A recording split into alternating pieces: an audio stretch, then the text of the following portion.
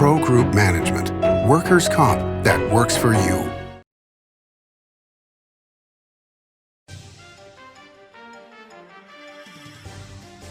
Welcome to Nevada Newsmakers. On the broadcast today, Segerblom joins us. He's the Clark County Commissioner. He's here for the whole show on an all-new Nevada Newsmakers. Retail's impact on Nevada's economy? Enormous. 8,600 businesses, large and small, employing 145,000 workers. And last fiscal year, retail paid tax on nearly $60 billion in sales. We're the Retail Association of Nevada. We support retail, we help it grow, and we mean business. RANNV.org.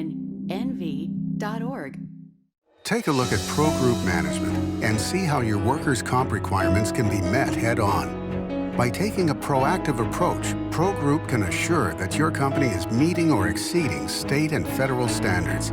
As you move forward in your industry, Pro Group moves with you, simplifying regulatory tasks, clearing the way so you can get the job done and look to your future success. Pro Group Management, workers' comp that works for you. Early in the morning or throughout the night, professional truck drivers are on the job, serving you, safely moving freight that's crucial to our economy. From the oldest industries to our newest innovators, from the exotic to the everyday, trucks are everywhere, moving everything. Never afraid to embrace a future that makes Nevada and our nation stronger. Trucking moves America forward. This is Nevada Newsmakers with host Sam Shad, a no-holds-barred political forum. Now, from the Nevada Newsmakers broadcast headquarters, here is Sam Shad. And back on Nevada Newsmakers, we are always delighted to welcome back to the program Segerblom. He's the Clark County Commissioner of District E, former state senator. Pleasure to have you back on the program, sir. Thank you so much for having me.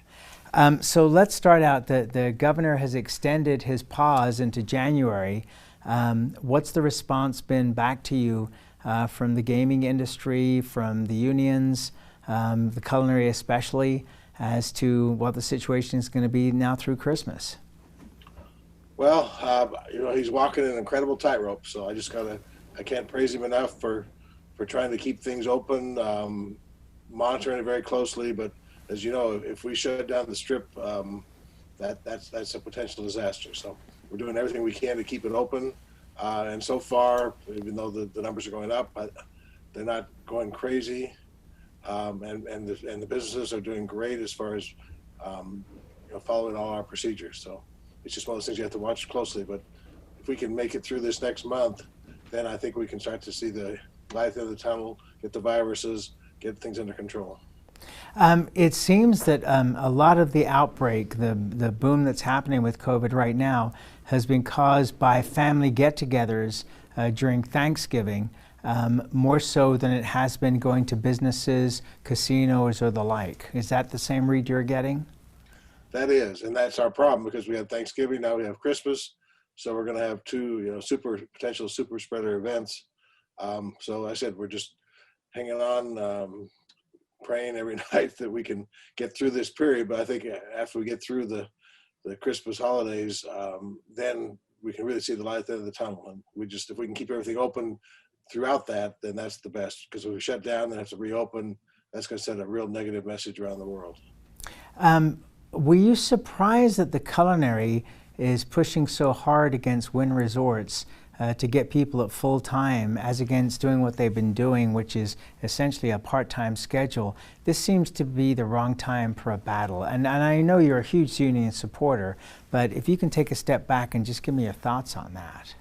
Well, I don't think it's a battle. I think they're negotiating maybe too much in the public, but the reality is they each have their own agendas. But the Wynn has always been great to work with as far as the culinary goes, so I'm confident they'll reach an agreement. It's been fascinating to watch, what's been going on in Las Vegas during this time period when you would expect everything to be, slowing down and ending, when in fact Allegiant Stadium has been completed, the convention center expansion has been completed, the boring company not only is finishing up the tunnels under the convention center, but now has these epic plans. If you've been to their website, you'll actually see that their plan is to expand their line all the way to Los Angeles eventually. But what do you think about the boring company and what it's doing as far as the future of transportation potentially for Las Vegas? Well, it's incredibly exciting what they're doing, the way they're able to do it for the costs and what they're proposing. But the flip side is, at the end of the day, they're talking about a public transportation system that is private. And so I think it's important that government monitor that very closely and work with them, because we don't want them to end up like the monorail, where you have something built and then you can't finance it. Or if there's things we could do to help as the government to make it more efficient, then I think we need to be involved in that too. My biggest concern is I'm not sure how many people they can actually transport in those little tunnels. So is it going to really be a full-scale metropolitan transportation system, or is it just designed for people to go from hotel to hotel? Well, and you raise an interesting point. I mean, there are expansion plans, and for people that are not familiar with this, you can go to the Boring Company's website and look under Las Vegas and see the maps for the two proposed routes beyond the convention center and the extensions out to Encore and Resorts World. But somebody else was on the program talking about that this is really being designed as something to show other cities around the world what can be done. Not saying anything negative about what they want to do in Las Vegas, but this is really actually a sales tool for them. So it would seem appropriate for them to work with government to make this work. I mean, if it weren't for Steve Hill and the Convention Authority, buying the monorail, this wouldn't be happening at all. No, and obviously they can't do it without us. I'm just saying that rather than when they come to us, because they have to get permits to go under all our roads. I mean, there's a lot of things that they have to work with us on. But I just think it's not the kind of thing where they just bring it to us and we say, oh, great, like we do from the Tesla and these other things. I think it's something we should really think about thoroughly. And is there a way we can prosper and participate in the system to make it bigger and better? Okay, you got any thoughts on how that would, what the government involvement might be? Well, I think just rather than just say, they say, here's our plan, and we say, okay, great, let's just think it through, because there's always unintended consequences. And I'm not sure, frankly, they have not, I've met with them on as far as the Convention Authority, I've met with them as far as Resorts World and the Wynn, but I haven't met with them as far as how this system is going to work. How many people can we actually transport from downtown Las Vegas to the stadium, to the airport? I mean, the potential here is fantastic. But if you've been in one of those little tubes, and a Tesla, that's not a lot of ridership that I see. So maybe they have plans for bigger cars or cars connected. I mean, make it into a real subway. I don't know. But and that's one of the other things is this is such a new technology. We don't want to get halfway through and all of a sudden discover something. There's a huge disaster under the convention center that we didn't anticipate. There's always things that best laid plans happen, and then all of a sudden you go, why didn't we think of that? Yeah, and it was interesting with SpaceX. They had the rocket takeoff the other day, which Elon Musk says was a great success. The only problem was when it landed, it blew up. So yeah, half the project worked really well. I got it up in the air. And not saying anything negative about Elon Musk. I mean, I'm a huge fan. Just think of like Tesla. I mean, here's Tesla. We gave them $1.5 billion. I think it's probably been great in net for Northern Nevada, but when you look at the freeway and what's done to rents in Reno, there's a lot of unintended consequences that they truthfully aren't paying for. And so it's just one of those things where I think it's good for government to kind of take the long view, the overview, and make sure that we've thought it all through. Well, and you raise a great point. So let's talk about that for a minute, which is that, it's a chicken and egg situation. Government is never going to have the money to fund roads, schools, all these other things before the growth arrives. isn't it always playing catch up? Well, but normally when you build something, the taxes from that then help pay for the roads and the schools. But when you guarantee somebody that not only you can build it, but you're not going to pay any taxes for 10 or 20 or 30 years, then the revenue that comes from that doesn't help anything. So then you're left with the consequences without a tax base to pay for it, and that's the problem. And again, if that's what we want to do, then that's what we want to do. But when they show up in Carson City and say take it or leave it, you have 3 days to make a deal, then I don't think that's the way we ought to do it. And I guess that's my experience with Tesla and with the stadium, is that I think government can play a longer role than just saying take it or leave it and sign off on it. So I'm going to play devil's advocate with you. The thing for Tesla is that they became an incredible catalyst. I mean, the Tahoe Reno Industrial Center was growing. The Walmart Distribution Center was the first phase of that, and no, it didn't require state help there, to my knowledge. But Tesla has been an incredible catalyst to bring all these other businesses in, and the owners of the park would say to you, yeah, they're not paying those taxes, but all the people that worked there, the 12,000 people that now work at TRI, are paying all kinds of other taxes. It would have been bare dirt versus 12,000 plus jobs, and going forward 50,000 new homes over the next 10 years. Well, again, I mean, if that works out to be fine and none of the band is happy with it, more power to you. But those 50,000 homes have kids that go to schools that use real estate taxes to pay. And if Tesla's not paying those taxes, then somebody else is going to have to pay for them. So again, it's just, I'm not saying it's not a good thing. I'm just saying that when we give away these tax breaks, or government just ratifies private industry without thinking it through, sometimes there are unintended consequences. Okay, so we did see the Faraday futures thing out at Apex, but let's put that aside because that wasn't a government failure, that was just a company failure. But if a respected company like a Tesla or an Amazon were to say, we're going to invest billions of dollars into Apex, would you be supportive of that? No. Really? Really. I mean, that to build out there is crazy. This is a little valley. We don't have the water or the resources to go out there. We don't need more manufacturing jobs. We need good jobs. We're such a small town. We can focus on computer type jobs that people use the internet from their home, transportation, things, entertainment, really high tech jobs that we are specialized in. To just have a company that builds cars is crazy for Las Vegas. Well, no, I understand what you're saying, but I'm just saying a major company, because if it was an Amazon, it wouldn't be manufacturing. It would be more Amazon is a classic example. Amazon, we are building 1,000 Amazon warehouses. So what's that going to do? That's going to get warehouse jobs. That's the last thing we need in Clark County, number one. Number two, we all know the warehouse jobs are going to be gone because they're going to be technological, they're going to be robots. And so in 10 years, there won't even be any jobs there. I mean, that to me is the worst thing we're doing, is incentivizing those kind of companies, warehousing in particular, because the companies that come here don't want to pay the tax in California, so they build their warehouses over here. So then the trucks drive over the hill, get the stuff, drive back to California. What's the benefit of that? That's just companies evading taxes. All right, well, coming up in a week or so, Ryan Juden is going to be here from the city of North Las Vegas. He'll have a different perspective on this, but let's take a break. We'll come back and we'll talk about elections, and we'll talk about lawsuits, and a whole lot of things that are in your bailiwick. So let's talk about it right after this.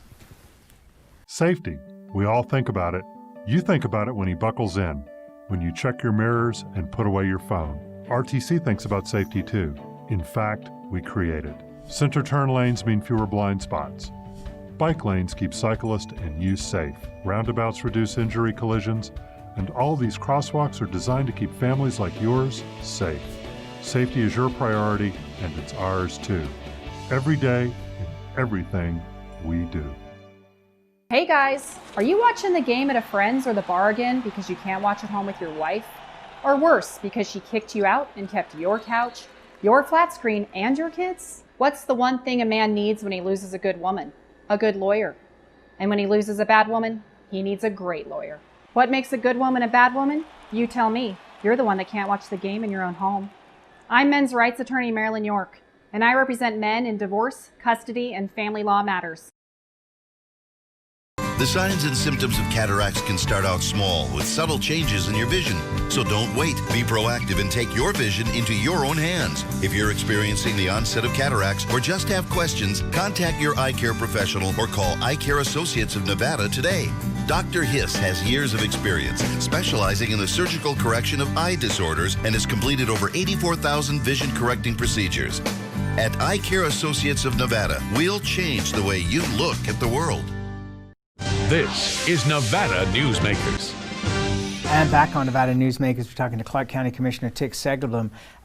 So the elections and all the lawsuits, I'm thinking that you're looking at this going, well, yeah, I wish it was all over and Joe Biden was president, and now he is president-elect, so I mean, we've gotten that far. But you don't have any problem with people filing lawsuits if they think that there is an issue that can be won, if the money is out there to be able to put together a lawsuit. Are you okay with that, or do you have a problem with that? Well, in general, no. I mean, I'm a lawyer. I appreciate the fact that people have rights to sue, but when you look at some of these lawsuits and they're alleging fraud, but they don't say what the fraud was. They're saying there's thousands of votes that are missing or should be thrown out or whatever, and there's no basis for that. I think at some point you have to say, hey, you're wasting our resources and our time. But I think at the end of the day, we're going to get through this, and I think in a month from now, people will go, and Trump who? He's pretty much history. And the biggest thing we're going to hear about him is him being indicted up in New York. Do you really think he's going to go away? I mean, I'm thinking that there's either a national radio show or a national TV show where he can go on. Politics aside, during the final days of the election, this is a 74-year-old guy that flew to 5 cities in one day, did a 1-hour speech in each city. I don't know about you, but I don't have that kind of energy. I don't think he's going away. He would love to stay center of attention, but the truth is we're burned out. We know who he is. I mean, he'll always have his little niche down there, the 10%. But the truth is, let's move on. I mean, he's a 74-year-old man. He's a fat, ugly, bleached blonde, whatever that thing is on top of his head. And the fact that he captivated us for 4 years is really criminal, in my opinion. Look at the numbers of people that voted for him in the election. This was the largest turnout for both the president-elect and for Trump. I mean, this is not a small number that he lost by. I mean, it could have easily, you've been in some tight elections. This could have easily gone the other way. Well, and that's what's so scary because, I don't know anyone who truthfully voted for him. So the fact that there's that many people out there that I have no idea who they are, but at the end of the day, it's really a transitional period. A lot of it deals with the nature of the United States and my generation finally giving up the ghost and turning it over to a new generation, which is not all white. But it's if you just look at the numbers and you look at how he did in the millennial generation and the Gen Z people, and then go up the ladder, the new people coming on are not Trump people. And the best part is they believe in government. They know that they've been screwed. They have these huge student loans that we can get rid of. They see the billionaires getting more billions by the second, and they're willing to say, look, let's government get in there and rectify this. All right. All right. It's not the America that I grew up in. All right, let's take another break. We'll come right back with Tick after this timeout. Dimitri Prine here for Design Outdoor. At Design Outdoor, we specialize in all hardscapes, pavers, and walls you'll need for everything, from wonderful small yards to full-blown outdoor living. And we only refer the best contractors to make your vision a reality. Our store and backyard are located at 11600 South Virginia, just north of DeMonte Ranch Parkway. Visit designoutdoor.com or call us at 851-9499. I'm men's rights attorney Marilyn York, and because I represent men in all family law matters, women often call me gender traitor, woman hater, and even disgusting. So why represent men and target myself with these offensive monikers? It's simple. Children with fathers in their lives are 6 times less likely to drop out of school, 15 times less likely to go to prison, and 5 times less likely to commit suicide. So ladies, you can hate me, but please love your children more than you hate their fathers. Hi, I'm Dave Newman. Remember me? I used to be the house detective, and now I'm a realtor, full-time at RE/MAX Realty Affiliates. A lot of people ask me, how's the market? You know what? It's fantastic. If you're even kicking around the idea of buying or selling, give me a call. Let's talk about it. Call me at RE/MAX Realty Affiliates and just ask for the guy who used to be the house detective, Dave Newman. As you know, Reno is booming. Toll's development company is helping it grow with insightful design and development, building community with every project, adding beauty, adding excitement, emphasizing our shared humanity. Reno is becoming bigger. Toll's development is helping it become better, more livable, more enjoyable. To learn more, go to tollsdevelopment.com. tollsdevelopment.com.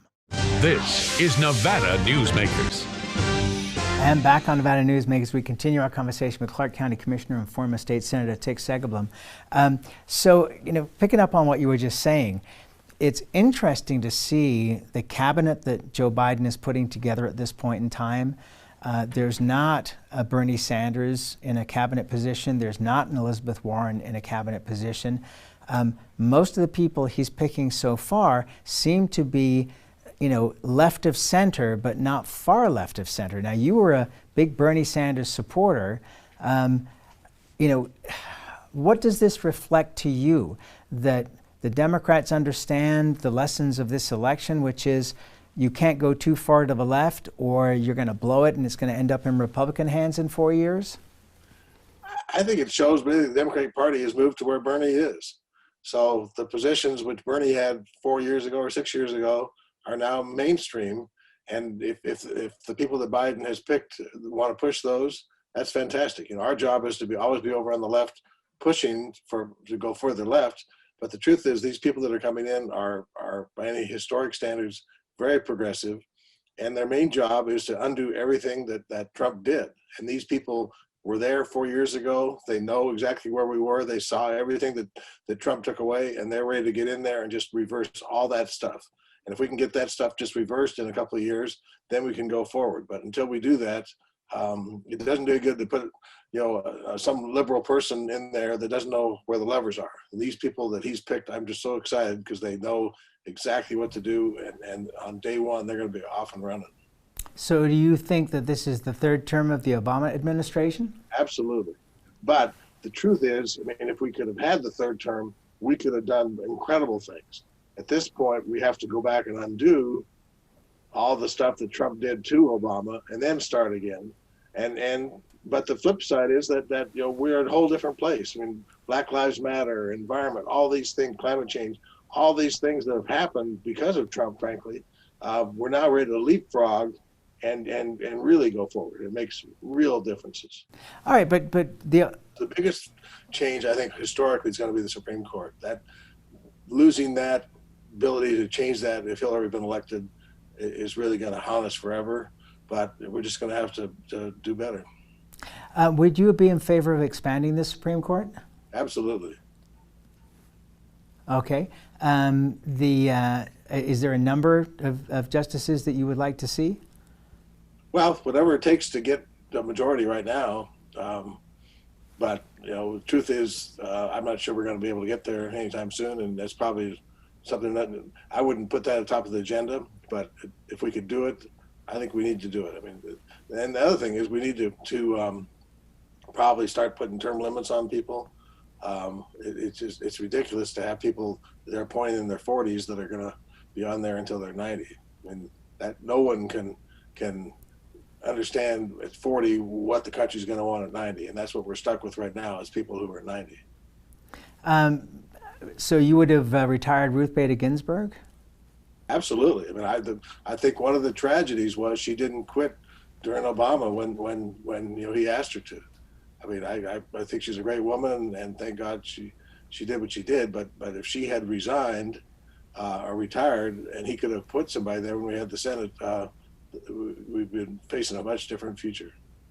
I think that one thing that has reassured me throughout this entire election process has been that the courts came through with the correct decisions all the way, that even though you had so much turbulence in the presidential election and in the Congress, when it came to the courts appeared to have done things the right way, at least to me. Maybe historically that'll be different. And to that, I have to commend them. I mean, I mean, you would hope that they would do that, but nevertheless, you weren't certain until they did. And so even these crazy nominees that Trump has put through and that McConnell has just rammed through, a lot of them came out with really blistering attacks on what Trump was trying to do. So you got to give him credit.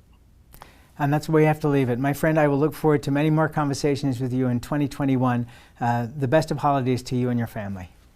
Thank you so much. And we'll be right back. Brian Culpa Photography was born in the rolling hills of Massachusetts, and now he can help you experience the stunning beauty of Nevada in a whole new way through the power of flight. Flying has always been a passion for Brian, and at Brian Culpa Photography, he can make your imagination soar. Brian has the creative mind and tools to tell your unique story. Experience the bird's eye view at brianculpaphotography.com. Hi, my name's Marilyn Miner, and I'm sure you'd agree that Nevada's a very special place to live. I was born here, and my husband and I have raised our family here. I feel it's a privilege to live and work in the Truckee Meadows. I especially enjoy helping my clients reach their real estate goals. Sometimes the smallest details provide the greatest satisfaction. I'd be complimented to talk to you about your next move. Call Marilyn Miner at Dixon Realty, 742-1280, or log on to marilynminer.com. Safety. We all think about it. You think about it when he buckles in, when you check your mirrors and put away your phone. RTC thinks about safety too. In fact, we create it. Center turn lanes mean fewer blind spots. Bike lanes keep cyclists and you safe. Roundabouts reduce injury collisions, and all these crosswalks are designed to keep families like yours safe. Safety is your priority, and it's ours too. Every day, in everything we do. Pro Group Management is the place where companies can find workers' comp solutions that are designed to meet their specific business requirements. As regulations evolve, Pro Group takes a proactive approach to clear the path to make sure your business stays ahead of the curve. Knowing your workers' comp program is optimized, you can focus on other important matters related to your growing business. Pro Group Management, workers' comp that works for you. You can now watch Nevada Newsmakers on YouTube. Just go to YouTube and search for Nevada Newsmakers and become a subscriber. We'll see you on the next broadcast. Thanks for watching and listening.